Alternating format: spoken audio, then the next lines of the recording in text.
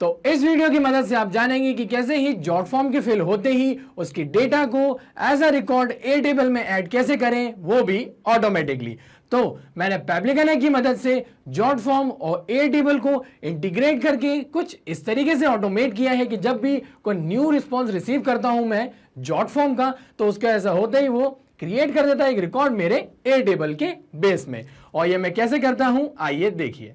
तो प्रोसेस को शुरू करने के लिए आप अपने ब्राउजर पे लिखिए pabbly.com/connect, देन एंटर कर दीजिए। एंटर करते ही ये ले आएगा आपको पैब्ली कनेक्ट के लैंडिंग पेज पे, जहाँ पर अगर आपने पहले कभी कोई अकाउंट क्रिएट नहीं करा है तो प्लीज़ इस साइन अप फ्री बटन का उपयोग करते हुए फ्री में एक अकाउंट क्रिएट कर लीजिए। और अगर आप पहले से ही हमारी सर्विसेज का उपयोग कर रहे हैं तो साइन इन पे क्लिक कीजिए। साइन इन पे क्लिक करते ही ये ले आएगा आपको पैब्ली के ऑल ऐप सेक्शन की ओर, जहाँ करेंगे access now to Pabbly Connect. और ऐसा करते ही हम फाइनली आ जाएंगे हमारे अकाउंट की डैशबोर्ड पे, जहाँ करेंगे क्रिएट वर्कफ्लो और पहले इस वर्कफ्लो को कोई नाम देंगे, for example Jotform to Airtable automation. Okay, आप इसे कोई और नाम भी दे सकते हैं। इसके बाद आप क्रिएट पे क्लिक कीजिए और क्रिएट पे क्लिक करते ही ये ले आएगा आपको पैब्ली कनेक्ट के ट्रिगर और एक्शन विंडो की ओर, जहाँ पर ट्रिगर एप्लीकेशन कहती है जब ऐसा होता है। अब क्या होता है, जब भी आप किसी एप्लीकेशन में डेटा रिसीव करते हैं तो यहाँ क्या हो रहा है, हमारी उस एप्लीकेशन में डेटा आ रहा है तो वो बन जाएगी हमारी ट्रिगर एप्लीकेशन। और ऐसा होने पे एक्शन एप्लीकेशन कहती है तो ऐसा करो। अब क्या करो, जो डेटा आपने अपनी ट्रिगर एप्लीकेशन में रिसीव किया है वो एक्शन एप्लीकेशन की मदद से किसी दूसरी एप्लीकेशन में फॉरवर्ड कर दीजिए। तो हमारे केस में क्या हो रहा है, हम जब भी जॉट फॉर्म सबमिशन से जो भी डेटा गैदर कर रहे हैं, हम चाहते हैं उसको हमारे ए टेबल की बेस में ऐड करना। तो उसके लिए जो ट्रिगर एप्लीकेशन है हम यहाँ पर सर्च करेंगे जॉट फॉर्म और उसको चूज़ कर लेंगे। जॉट फॉर्म को चूज़ करते ही हमको यहाँ पर हमारा ट्रिगर इवेंट मिलेगा न्यू रिस्पॉन्स। तो जैसे ही मैंने यहाँ पर न्यू रिस्पॉन्स को सिलेक्ट किया, इसने यहाँ पर मुझको एक वेबहुक URL दे दिया। वो भला इसलिए क्योंकि हम जानते हैं कि जॉट फॉर्म और पैब्ली कनेक्ट ये दोनों अलग अलग एप्लीकेशन है और हम चाहते हैं कि इन दोनों एप्लीकेशन के बीच में कोई इंटीग्रेशन सेटअप हो जिसकी मदद से हम डेटा रिसीव कर पाए हमारे जॉट फॉर्म सबमिशंस के। तो उसके लिए हमें इसका उपयोग करना पड़ेगा। तो उसके लिए सिंपली इसको मैं कॉपी कर लेता हूँ। कॉपी करने के बाद मैं जाता हूँ कहाँ, मेरी जॉट फॉर्म के डैशबोर्ड की ओर। तो ये रहा मेरे जॉट फॉर्म एप्लीकेशन का डैशबोर्ड और इसमें आप देख सकते हैं बहुत सारे ही फॉर्म क्रिएटेड है। उसमें से मेरा एक फॉर्म है with the name appointment form. ठीक है, तो ये जो मैं अपॉइंटमेंट भी डेटा है वो मैं ऐड करना चाह रहा हूँ मेरे ए टेबल के बेस में। तो उसके लिए मैं जाऊँगा एडिट फॉर्म सेक्शन की ओर और जैसे ही मैं इसको सेलेक्ट करूंगा आप देखेंगे कि यहाँ पर मेरा ये फॉर्म प्रीव्यू हो जाएगा। ठीक है, ये रहा मेरा अपॉइंटमेंट फॉर्म जिसके अंदर मैंने रखा है फर्स्ट नेम लास्ट नेम की फील्ड से, पोजीशन और अपॉइंटमेंट डेट। ठीक है, तो अब मैं जाऊंगा इसके सेटिंग्स की ओर। सेटिंग्स में जाने के बाद ये लेफ्ट हैंड कॉर्नर पे आप देख पाएंगे इंटीग्रेशंस का। ठीक है, तो हमें हमारा अगर फॉर्म को कनेक्ट करना है अदर एप्लीकेशन से तो हमें उसको सिलेक्ट करना पड़ेगा। तो मैं इंटीग्रेशंस को सिलेक्ट करता हूँ। यहाँ पर हम जाएंगे सर्च ऑप्शन की ओर और यहाँ पर टाइप करेंगे वेबहुक।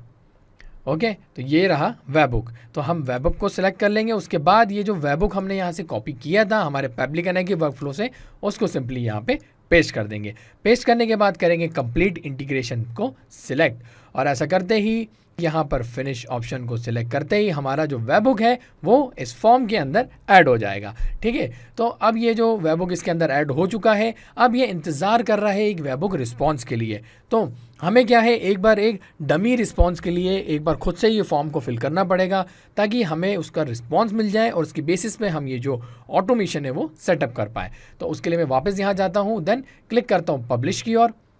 पब्लिश पे क्लिक करते ही यहाँ पर ये मुझे बोलेगा या तो मैं कॉपी कर लूँ इस लिंक को या इसको मैं ओपन कर दूँ नई टैब में।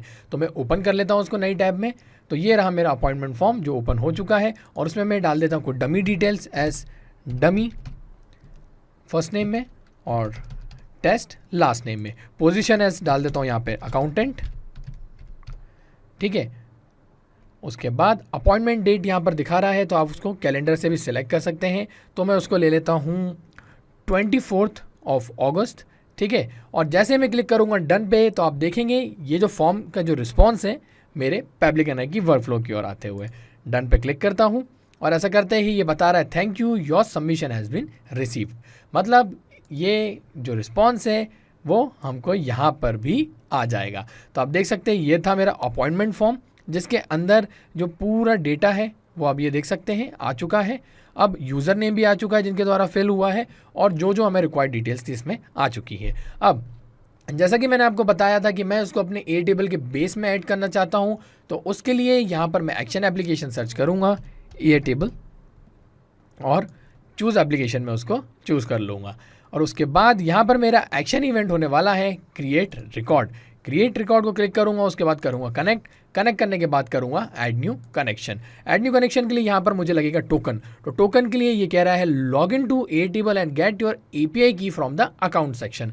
तो अकाउंट सेक्शन के लिए इस अकाउंट की और मैं क्लिक करता हूँ, और क्लिक करते ही जैसे कि मैंने ए टेबल को पहले लॉगिन करके रखा हुआ है मेरे ब्राउज़र में, तो ये मुझे डायरेक्टली मेरे अकाउंट सेक्शन की ओर लेकर आएगा। आपके अकाउंट के ओवरव्यू के नीचे ही आपको यहाँ पर ये मिल जाएगा API की। इसको सिंपली सिलेक्ट कीजिए, उसके बाद कीजिए कॉपी करने के बाद आइए और इसको टोकन सेक्शन में आके पेस्ट कर दीजिए। पेस्ट करने के बाद क्लिक कीजिए सेव पे, और सेव पे क्लिक करते ही आपका यहाँ पर ए टेबल का भी कनेक्शन हो जाएगा। ठीक है, ये यहाँ पर कनेक्ट हो चुका है, और ऐसा होते ही यहाँ पर ये सेलेक्ट करने को कह रहा है बेस आईडी को। तो मैं आपको बता दूं, मैंने मेरे ए टेबल अकाउंट में बहुत सारे बेस क्रिएट करके रखे हुए हैं। उसमें से एक बेस है मेरा with the name jot form responses, वो मैं आपको ओपन करके दिखा देता हूँ। इसके अंदर मैंने एक टेबल क्रिएट करके रखी है with the name applicants data, और उसके अंदर फील्ड्स हैं with the name first name, last name, position और अपॉइंटमेंट डेट। ठीक है, तो मैं आता हूँ पब्लिक कनेक्ट की ओर, और मैं इसी बेस आईडी को सर्च कर लेता हूँ। आप भी अपनी बेस आईडी को सर्च करके यहाँ पे सिलेक्ट कर लीजिएगा। सिलेक्ट करते ही यहाँ पर ये मुझे बोलेगा टेबल नेम सिलेक्ट करने के लिए। तो मैं जैसा कि बता दूँ, उसके अंदर एक ही टेबल थी with the name applicants data. एक से ज़्यादा होती और अगर मुझे वो सिलेक्ट करनी होती तो मैं यहाँ से सिलेक्ट कर सकता था, लेकिन मैं जाऊँगा एप्लीकेंट्स डेटा के साथ ही। और उसके बाद आप देख सकते हैं यहाँ पर ये दिखा रहा है हमको वो फील्ड्स जो हमने क्रिएट करके रखी है हमारे ए टेबल के बेस के अंदर। ठीक है, इस टेबल में मैंने जो भी फील्ड्स क्रिएट करी है अब वो यहाँ पर दिखा रहा है। तो अब मुझे करना क्या है, जो भी मैंने जॉट फॉर्म से रिस्पॉन्स रिसीव किया है उसका डेटा यहाँ पर मुझको मैप करना है। तो पहले फर्स्ट नेम की बात आ रही है तो उसको सिलेक्ट कीजिए, फिर आपके रिस्पॉन्स के पास जाइए जॉट फॉर्म के, और यहाँ से मैप कर लीजिए फर्स्ट नेम। उसके बाद लास्ट नेम, वो आपको मिल जाएगा फर्स्ट नेम के नीचे, उसको भी मैप कर लीजिए। देन बात आती है पोजीशन की, तो पोजीशन भी हमको यहाँ मिल जाएगी। देन अपॉइंटमेंट डेट की बात आती है, तो अपॉइंटमेंट डेट जो है वो हमको मिला है विथ मंथ, डे और ईयर, तो हमको तीनों ही मैप करना पड़ेगा। तो आप उसको कुछ इस तरीके से मैप कर सकते हैं। मंथ को मैप कीजिए, देन यहाँ पर डैश लगाइए, देन आगे बढ़ते हुए डे, देन अगेन एक डैश लगाइए, then last but not the least आपका ईयर। ये तीनों चीज़ों को ऐसे आप मैप कर दीजिए। देन मैं आपको बता दूं, मैं जैसे ही करूँगा save and send test request, तो होगा क्या, ये जो मैंने टेबल इसमें क्रिएट करी है इसके रिस्पॉन्सेज में ये ऐड हो जाएगा, वो भी ऑटोमेटिकली। तो उसके लिए मैं आता हूँ पब्लिक कनेक्ट की और करता हूँ सिंपली एक save and send test request. जैसे ही मैंने किया save and send test request, तो यहाँ ये बता रहा है रिस्पॉन्स रिसीव्ड। दैट मीन्स आपके फर्स्ट नेम में यही नेम डमी, लास्ट नेम में टेस्ट, पोजीशन में अकाउंटेंट, और जो आपके अपॉइंटमेंट डेट है वो भी ऐड हो गई है। तो उसके लिए चलते हैं हम कहाँ, ए टेबल की ओर, और आप देख सकते हैं यहाँ पर ये जो डेटा है ये ऐड हो चुका है, डमी, टेस्ट, अकाउंटेंट और ये अपॉइंटमेंट डेट। ठीक है, तो कितना आसान था ना, इतनी आसानी से सिर्फ 2 स्टेप्स में ये वर्कफ्लो क्रिएट हो गई है। वर्कफ्लो क्रिएट होने के बाद आप इसको सिंपली सेव पे क्लिक कर दीजिए। और मैं आपको बता दूं कि आपको सिर्फ एक बार ही ये जो डेटा है इसको यहाँ पर मैप करना है। मींस आपको बार बार नए नए फॉर्म के रिस्पॉन्सेज के हिसाब से बार बार इस डेटा को यहाँ मैप नहीं करना है। एक बार आपने मैप कर दिया है, देन आप सब कुछ पब्लिक कनेक्ट के ऊपर छोड़ दीजिए।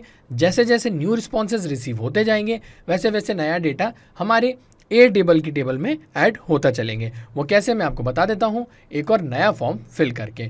तो मैं वापस से उसको ओपन करता हूँ नए फॉर्म को, और यहाँ पर इस बार मैं फुल नेम रख देता हूँ टेस्ट, और लास्ट नेम इस बार मैं कर देता हूँ डमी, और पोजीशन यहाँ पर मैं ऐड कर देता हूँ एज SEO, और देन डे यहाँ पर मैं चेंज कर देता हूँ और वो कर देता हूँ इस बार 25।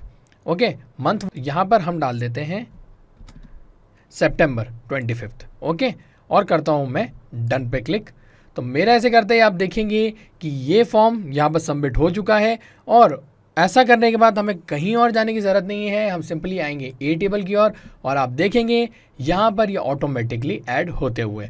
ठीक है, फर्स्ट नेम इस बार हमने टेस्ट डाला था, लास्ट नेम था डमी, पोजीशन इस बार SEO रखी थी, और अपॉइंटमेंट डेट हमने नेक्स्ट मंथ का 25 रखी थी। तो वही डेटा यहाँ पर ऑटोमेटिकली ऐड हो चुका है। तो अब वापस आइए पेबली कनेक्ट की ओर और मैं आपको बता दूं कि ये जो मैंने वर्कफ्लो यहाँ पर क्रिएट करी है, इसका जो लिंक है वो मैं अपने इस वीडियो डिस्क्रिप्शन के साथ ऐड करने वाला हूँ, ताकि आप इसको फ्रीली ओपन करके अपने अकाउंट में देख तो सकें ही और इस वर्कफ्लो को क्लोन करके इंस्टेंटली ऐसे ही एक वर्कफ्लो क्रिएट भी कर सकें। तो था ना आसान, और ऐसे ही आसान ऑटोमेशन के वीडियो के लिए आप हमारे चैनल को सब्सक्राइब कीजिए। साथ ही साथ अगर आपको मेरा वीडियो अच्छा लगा है तो उसे लाइक जरूर कीजिएगा और ज्यादा से ज्यादा शेयर भी कीजिएगा। और अगर आपके मन में कोई सवाल तो वो हमें बता दीजिए forum.pabbly.com पे, और एक बार हमारी प्राइसिंग लिंक भी जरूर देखिएगा। इस वीडियो को देखने के लिए आपका बहुत बहुत धन्यवाद।